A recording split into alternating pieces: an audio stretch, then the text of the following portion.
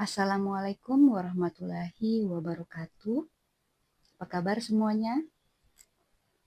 Perkenalkan, nama saya Andi Alivia Ayu Delima, salah satu dosen pengampu pada mata kuliah Endokrin Metabolik dan Nutrisi, khususnya pada program studi pendidikan dokter di Fakultas Kedokteran dan Ilmu Kesehatan UIN Alauddin Makassar. Adapun mata kuliah sebelumnya, kita telah membahas mengenai beberapa penyakit yang berkaitan dengan blok endokrin metabolik dan nutrisi. Adapun adik-adik mungkin sudah melihat video pembelajaran sebelumnya. Ada ini dan ini. Saya ingin tanya dulu, apa yang adik-adik ketahui tentang diabetes mellitus? Mungkin sudah banyak kita temukan di lingkungan kita, mungkin salah satu orang tua kita, ataupun orang-orang yang berada di sekitar kita.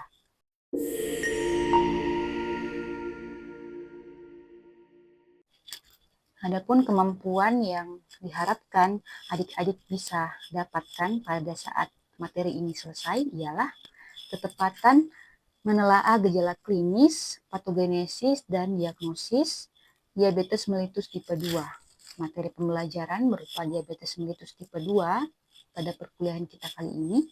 Metode pembelajaran dan instrumen pembelajaran berupa ceramah, case-based learning, dan rubrik penilaian analitik. Menurut American Diabetes Association, diabetes mellitus tipe 2 adalah kumpulan gejala yang ditandai hiperglikemia akibat gangguan kerja insulin atau resistensi insulin dan gangguan sekresi insulin, atau bahkan bisa keduanya.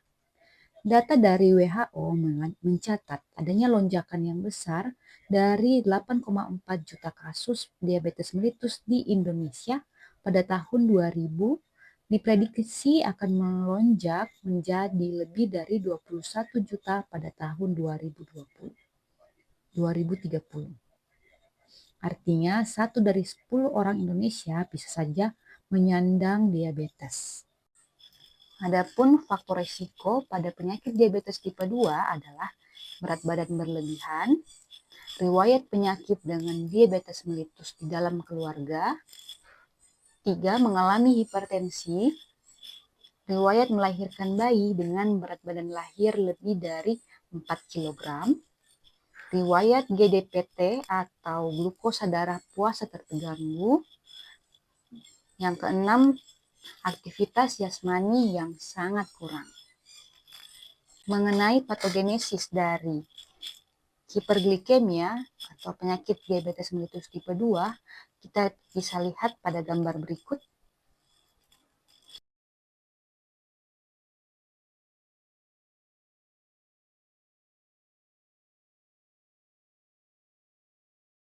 Sepuluh gejala penyakit diabetes mellitus diantaranya ialah: pertama, sering buang air kecil; yang kedua, cepat merasa lapar; yang ketiga, berat badan menurun; yang keempat, secepat merasa lelah dan mengantuk; yang kelima, mudah timbul bisul atau abses dengan kesembuhan yang cukup lama; yang keenam, gatal-gatal terutama pada bagian kelamin; yang ketujuh, kesemutan atau kram-kram; yang kedelapan, gairah seks menurun; yang kesembilan, penglihatan kabur; dan yang ke-10 adalah ibu yang melahirkan bayi dengan berat lahir lebih dari 4 kg.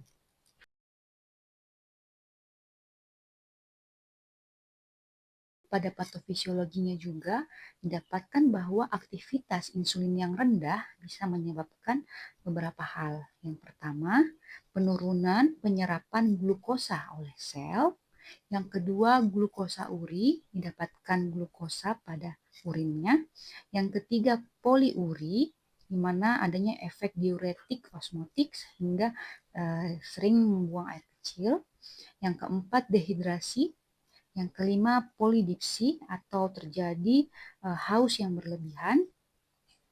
Polifagi akibat sel kelaparan sehingga nafsu makan akan semakin meningkat. Yang ketujuh, mengganggu metabolisme lemak. Dan yang kedelapan, mengganggu metabolisme dari protein sehingga hal tersebut bisa menyebabkan peningkatan katabolisme dari protein dan penguraian protein otot. Hal tersebut bisa menyebabkan terjadi penurunan berat badan. Untuk mendiagnosis penyakit diabetes mellitus, kita memerlukan beberapa tahapan. Yang pertama yaitu anamnesis, yang kedua adalah pemeriksaan fisik, dan yang ketiga adalah pemeriksaan penunjang. Adapun langkah-langkah pada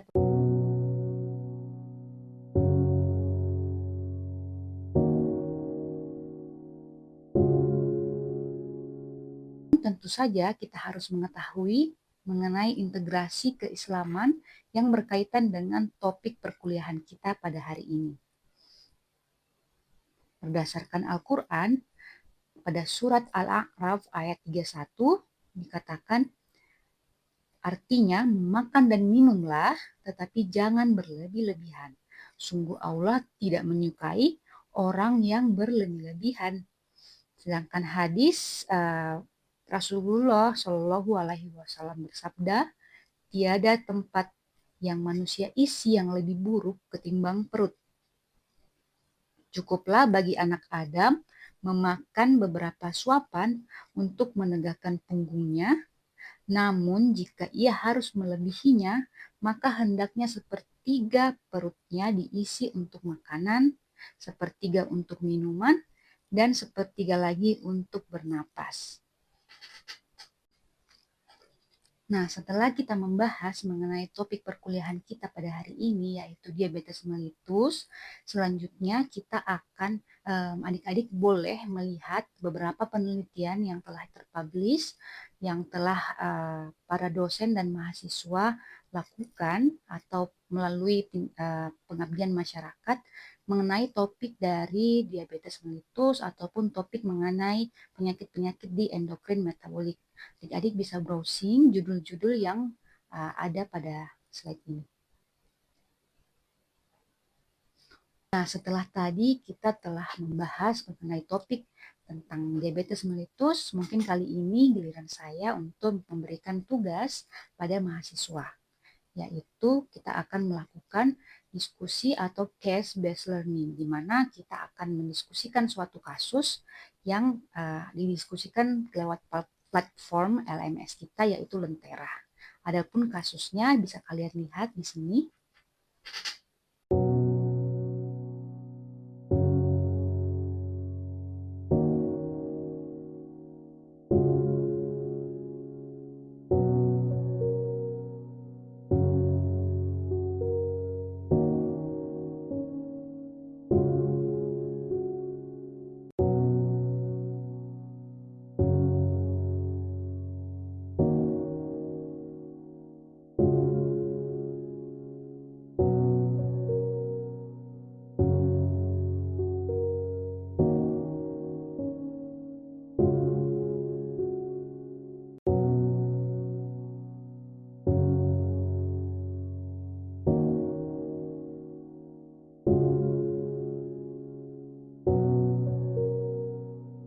Demikianlah tadi kasus yang telah saya berikan, dan nantinya akan kita kumpul untuk beberapa hari ke depan. Setelah ini kalian boleh langsung menghubungi saya via WhatsApp atau via diskusi pada platform Lentera untuk kemudian kita diskusikan mengenai apa saja jawaban dari diskusi kasus yang tadi telah saya berikan. Untuk itu terima kasih banyak atas perhatian. Demikianlah video pembelajaran pada hari ini. Semoga bermanfaat bagi adik-adik semuanya. Jangan segan-segan untuk bertanya ataupun menghubungi dosen yang menjadi dosen pengampu mata kuliah kita, terutama pada blok endokrin metabolik. Tetap semangat, memang menjadi dokter itu tidak mudah, tetapi kita bisa, dan ingat selalu minta doa pada kedua orang tua. Semoga kita dimudahkan dalam mempelajari segala topik yang telah kita pelajari selama ini. Terima kasih. Assalamualaikum warahmatullahi wabarakatuh.